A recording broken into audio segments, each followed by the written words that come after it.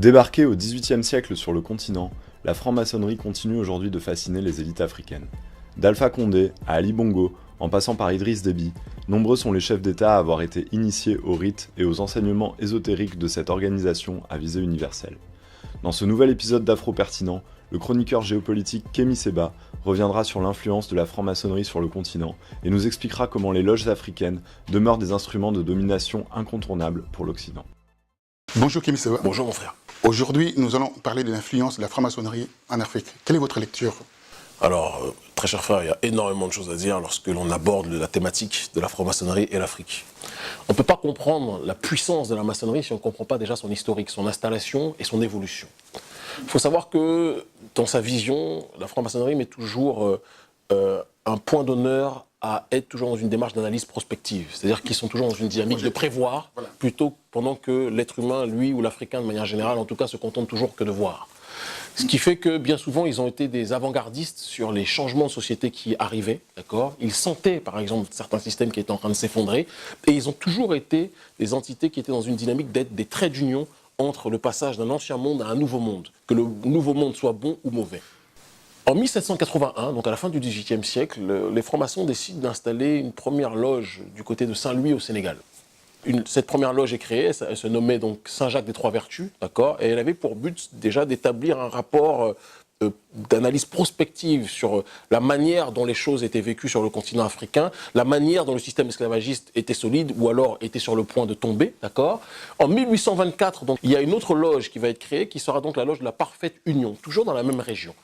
Et très rapidement, donc, les maçons réalisent que le système esclavagiste touche à sa fin. Non pas qu'ils étaient en opposition frontale, contrairement à ce qu'on voudrait nous faire croire, aujourd'hui se présentent comme des abolitionnistes de la période de l'esclavage, mais ce n'était pas tant sur le terrain doctrinal qu'ils étaient contre la servitude, on le verra après puisqu'ils ont soutenu d'autres régimes qui asservissaient le peuple, mais ils considéraient que, de manière inéluctable, que ce soit sur un terrain économique, que ce soit sur un terrain social, la forme d'asservissement n'était pas quelque chose qui pouvait rester sous ce format-là, dans cette dynamique-là. Il fallait qu'il y ait un changement structurel qui puisse s'opérer. Et donc très rapidement, parce que c'est aussi ça le fort de la doctrine maçonnique, ils ont saupoudré ce changement qu'ils sentaient venir poindre à l'horizon, ils ont saupoudré ce changement d'une vision humaniste, en disant que c'était l'égalité des hommes qui devait prévaloir et que les Africains étaient les hommes aussi, qu'il n'était pas question qu'ils soient considérés comme des entités inférieures à d'autres. C'était le message de ces derniers-là. On a deux grandes figures de la maçonnerie qui justement se sont fait connaître à cette période-là, qui était donc M. Victor Schœlcher, qui était connu dans les colonies en Amérique comme donc étant l'un on va dire des régents, on va l'appeler comme ça, de cette région. Et il y avait aussi l'abbé Grégoire, d'accord, qui faisait partie aussi de ces prétendus abolitionnistes de l'esclavage, qui étaient aussi plus que jamais des grandes figures de la maçonnerie. Alors, Victor Schœlcher a été celui qui, à qui on a attribué le rôle d'abolitionniste, celui qui a décidé qu'il fallait que les hommes africains et les femmes africaines puissent eux aussi accéder au rang d'être humain, alors qu'en réalité, qu'on soit très clair, il y avait déjà un certain nombre de rébellions qui existaient à l'intérieur des différentes zones occupées, on va les appeler comme ça, militairement, politiquement, de manière générale. Il y avait un certain nombre de rébellions qui faisaient sentir qu'il était mieux, beaucoup plus stratégique, qu'ils changent leur forme de prédation auprès des populations endogènes pour que l'empire esclavagiste ou le système esclavagiste puisse retomber sur ses pattes. C'était véritablement ça l'état d'esprit qui était le sien. Et pour montrer que la franc-maçonnerie n'était pas habitée donc par cette lumière d'humanité ou d'égalité des races, comme on le dit aujourd'hui de manière publique, lorsque le système esclavagiste est tombé, l'oligarchie du système prédateur occidental avait déjà prévu un autre système pour remplacer l'esclavagisme qui venait de tomber. Ce système-là, c'était la colonisation. Et dans cette colonisation, les maçons qui étaient toujours aux avant-gardes des changements de société ont été encore une fois des figures, plus que jamais, d'instauration de ce système-là. On a quelqu'un comme notamment Jules Ferry, qu'on connaît en France, puisque c'est quelqu'un qui était dans tous nos manuels historiques, dans tous nos manuels d'histoire, dans tous nos manuels scolaires. Et Jules Ferry, le père de l'école française, comme on aime l'appeler entre guillemets, était de ceux qui disaient, il a déclaré de manière publique, on va peut-être en voir précisément sa citation là, mais de manière synthétique, il disait qu'en gros, il ne croyait pas à l'égalité des races, et il pensait qu'il y avait, pour certains peuples, le devoir de civiliser d'autres peuples. Il était nécessaire pour lui que la France, et que l'Occident de manière générale, civilise les barbares africains que nous étions. C'était ça son état d'esprit. Jules Ferry était un franc-maçon. Alors comment peut-on passer, si la maçonnerie est habitée par la volonté de lumière d'établir le système d'égalité des peuples, d'égalité des races, entre guillemets, comment la maçonnerie de Schœlcher et de l'abbé Grégoire devient la maçonnerie de Jules Ferry, une maçonnerie qui devient plus que jamais offensive dans sa volonté d'assujettir les autres peuples et d'établir plus que jamais, d'étendre plus que jamais son pouvoir comme il le faisait. Donc c'est là aussi des choses qu'on doit sur lesquelles on se doit de se questionner si on veut véritablement être les plus efficaces.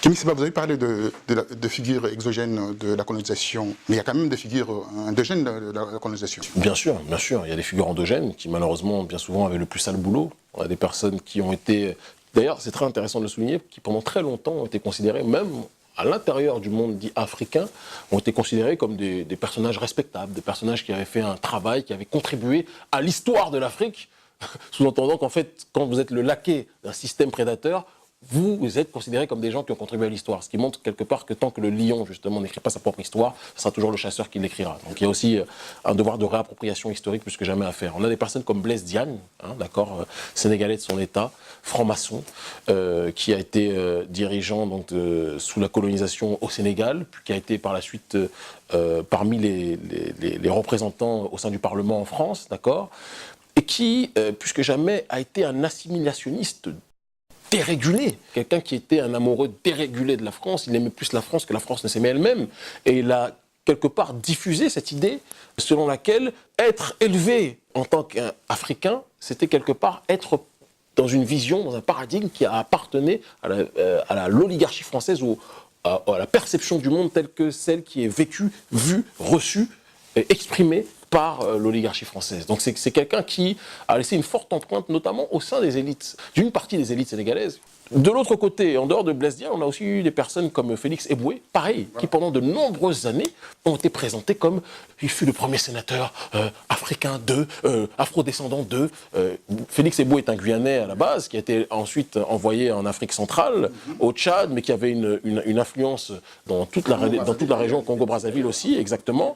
Et Félix Eboué, lorsqu'il a vu la France être attaquée ou colonisé par l'Allemagne, lui-même qui pourtant était un supplétif de la colonisation française en Afrique, là vous voyez un petit peu la chose, il a soulevé le peuple, non pas pour que ce peuple-là se décolonise vis-à-vis de la France, non, il a soulevé ce peuple pour que ce peuple-là travaille pour la décolonisation de la France vis-à-vis de l'Allemagne.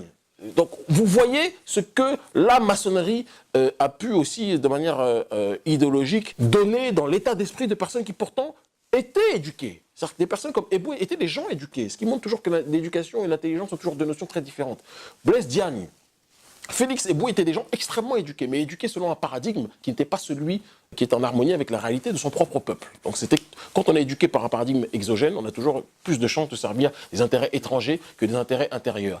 Et on en revient aussi à un autre adage qui dit que lorsque la maçonnerie est venue en Afrique, aux élites africaines, elle n'a pas appris la doctrine qui est celle qui a inscrit quelque part la vision des droits de l'homme, puisqu'on sait aujourd'hui que les droits de l'homme, c'est une doctrine qui a été inspirée, influencée fortement par la bourgeoisie française et par la franc-maçonnerie. C'est quelque chose qu'on dit très peu, mais c'est quelque chose qui était pourtant extrêmement présent. Normalement, le triptyque des droits de l'homme, c'est de la liberté, l'égalité et la fraternité. Mais aux élites africaines, la franc-maçonnerie française n'a appris que la fraternité. Mais pas la fraternité d'homme à homme au sens d'égal à égal, mais la fraternité maçonnique. C'est-à-dire qu'il n'y a pas de liberté, puisqu'ils doivent décider d'un certain nombre de choses en fonction des ordres qu'ils reçoivent de leurs co-contractants et des personnes qui les cooptent. Il n'y a pas d'égalité, puisqu'il n'y a pas d'égalité entre le colon et le colonisé. Il y a toujours un qui domine l'autre. Mais il y avait une fraternité. Et la fraternité que la franc-maçonnerie a inculquée au sein des élites, c'était une fraternité maçonnique, au sens que, en fonction d'un système de réseau, si celui qui te coopte te dit d'aller à gauche, tu vas aller à gauche. S'il te dit d'aller à droite, tu vas aller à droite. Et il y avait véritablement un jeu de marionnettiste et un jeu de marionnettes. Alors, ce que vous dites, donc, on peut comprendre qu'il y a une forte relation entre la France-Afrique et la franc-maçonnerie.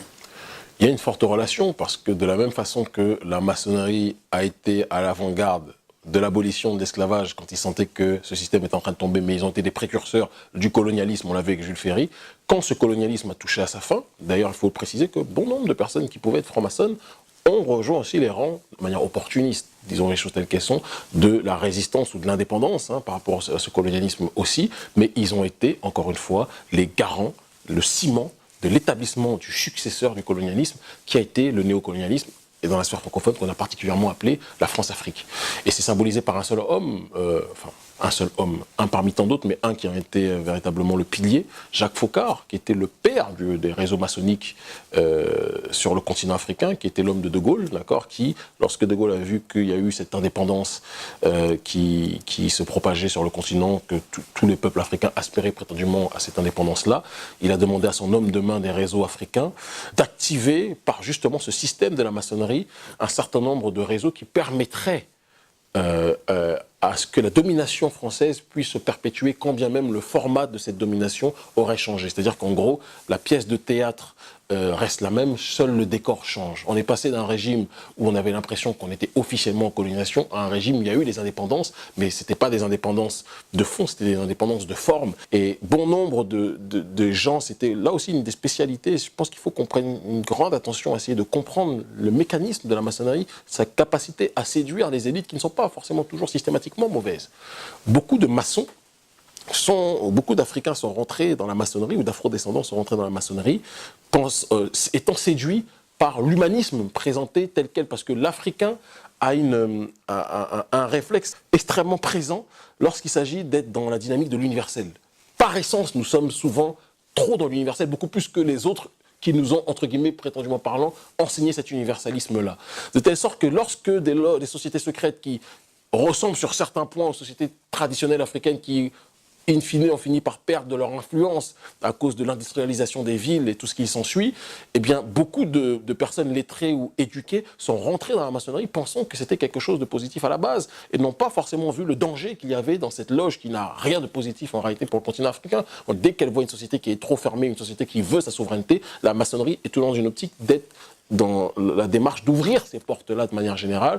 Quand des régimes deviennent trop orientés vers une vision de liberté, vers une vision d'autodétermination, vers une vision de libération du peuple, vers une vision de souverainisme accru, la maçonnerie active ses réseaux de telle sorte que la prise en charge par le peuple soit quelque part régulée, d'accord, et qu'on revienne dans une dimension qui rend la réflexion politique non pas fortement endogène, mais extrêmement universalisable. Et c'est toujours universalisable dans une perception des choses qui est en harmonie avec les intérêts de l'oligarchie française et par extension de l'oligarchie occidentale. Merci Kémy Séba. C'est moi qui vous remercie, cher frère. On se retrouve pour le prochain numéro d'Afro Pertinent. S'il plaît à Dieu.